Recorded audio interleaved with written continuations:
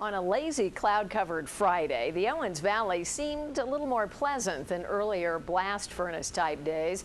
105-plus degrees in the Owens Valley and not too much cooler than that in Mammoth had wrung us all out, and the overcast day gave welcome cooler relief for a while.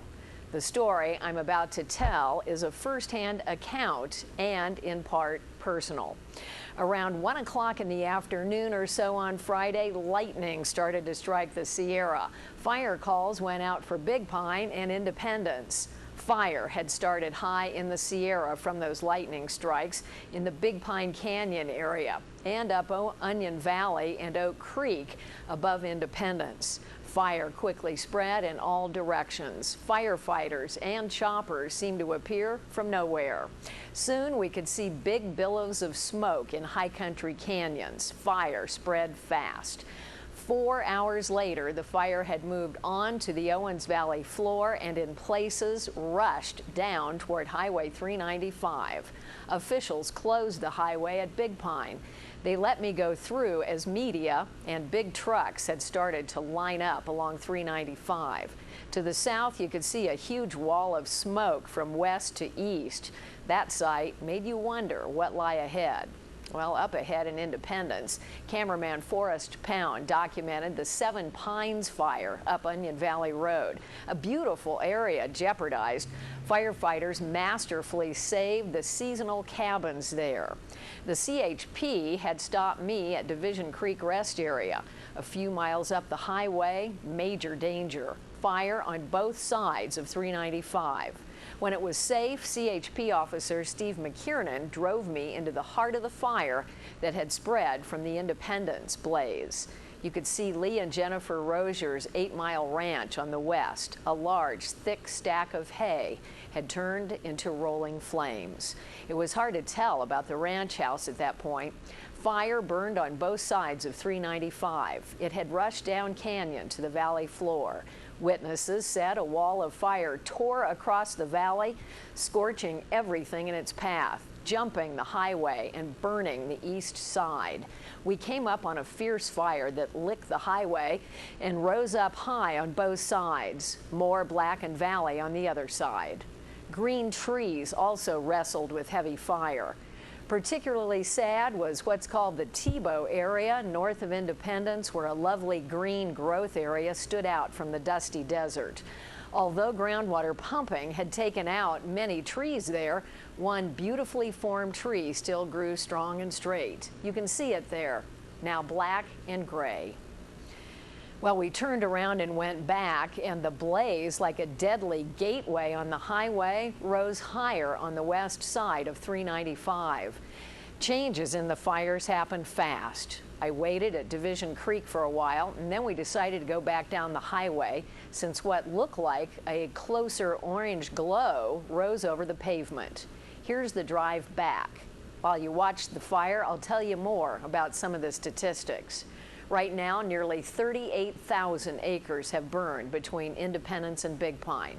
Lightning definitely started all of this. More than 1,100 firefighters on it.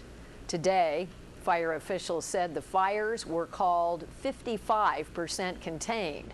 That was a lot better than they had thought it would be. They call this the Inyo Complex since 10 fires created it. The Oak and Seven fire are burning north and west of Independence.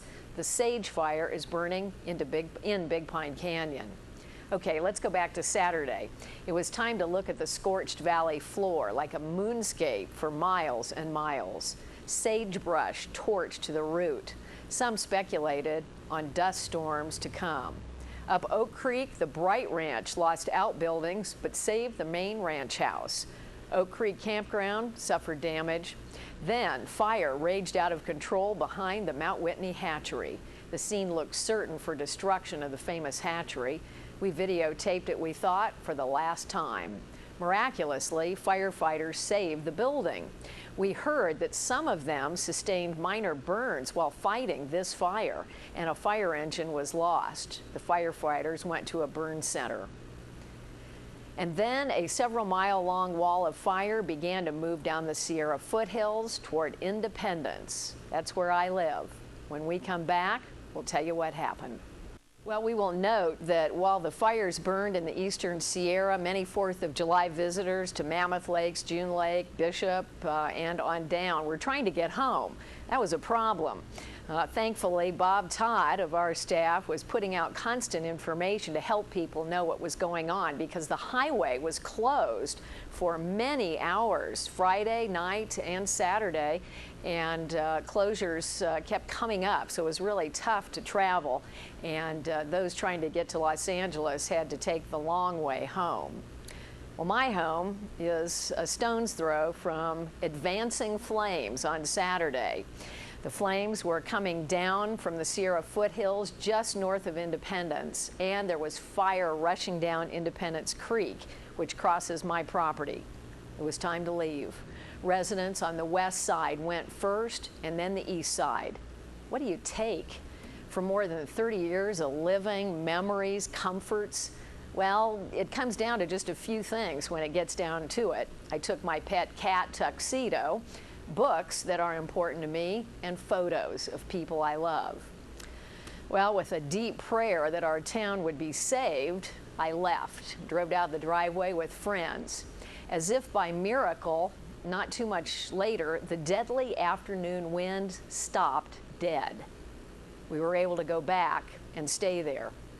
But you know, even today, the orders for Big Pine and Independence residents stay ready to evacuate at a moment's notice. Wow, that's a tough one. On Saturday, more planes had come in to pound down fire retardant to save the town. By then they knew that the town was likely going to go. Fire had rushed down Independence Creek and took out the roof of the town reservoir. Firefighters did manage to stop that blaze before it got into town. And in Big Pine, a similar scenario. The Sage Fire in Big Pine Canyon moved flames fearfully fast down the Sierra. Firefighters moved in and camped out. Bulldozers came to town to cut fire lines. Jesse Steele and Nicole Lombardi were out with the video camera. Nobody had to leave their homes, but it was constantly in front of them, as it is right now. And of course, you could leave voluntarily. The fire was very fearfully close. And Sunday night, a meeting at the Big Pine Town Hall. Agency men explained things. Mike Makowski of CDF praised the local firefighters for getting a strong first jump. But we took the fire over last night. Last night the fire was very active just to the west of town, and it didn't look good. The fire looked like it was starting to head into town a little bit. We did get a wind shift. We sent our crews, engines, and dozers out last night, and we laid hose, we cut line, we did some burning out, and we basically abated the fire and kept it from coming into town, which was a good thing. And worked it all night, and in the morning, I'm sure all of you got up this morning and saw a lack of smoke, as did I, and that was a good thing. So we're here and we're still working the fire. It looks a lot better, like I said, than it did last night, and we will continue mopping up and finishing up our control lines and making sure we have all the hot spots taken care of. I don't want to give you a guarantee that the fire's out, because you can all still see smoke in the hills, but I can give you this guarantee. We're going to work real hard to try to make sure that we can button it up within the next few days and get it all taken care of so you can go back to your business. Because we want to leave this place better than we came here, because we just visit here, but you all live here, and I understand that. And I also want to make a comment about the local district who, local forest, the Inyo National Forest, and the districts that have boundaries here locally. They did an excellent job of the initial attack on the fire. They kept the fire out of your communities. We just kind of came in and cleaned up, and we're making sure it's out. So you should really thank them. They're the ones that put all this together. Well, other discussions centered on the fact that we're in a drought and how terrible that made the fire danger.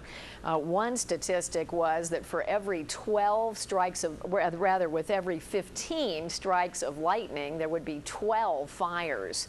Dry conditions just can't resist those kinds of things. And then also another statistic was 100% of embers flying from the fire would start another fire. Really a serious situation. Big Pine, even today, looks like a fire town with tents pitched in the ball field, fire engines parked all over. Bulldozers did the work many had hoped for to protect the town. Up in the Big Pine Canyon area, the Bernasconi School was saved. Of course, all those areas were evacuated, campgrounds in that area, getting people out to avoid the fire. Initially, there were rumors that Rolling Green Housing Division would be evacuated and might even burn, but that didn't happen. For the 500 residents in the tiny town of Independence, there's not just a fire issue, but water too. The roof of the town reservoir gone. Right now, Public Works looking for backup tanks so they can troubleshoot and repair that reservoir. For now, folks in Independence have to boil your tap water. Also, potable water available at the school, the courthouse, and at DWP in Independence. Finally, I'd like to respond to the many people who have thanked us for Bob Todd's relentless public service, starting Friday evening and continuing through today. Bob broadcast radio and live television reports with updated information the minute he got it. That service did not go unnoticed. Many from Mammoth and June Lake through southern Inyo depended on Bob, they told me, to know about the frightening developments. And I, for one, was one of those citizens depending on Bob.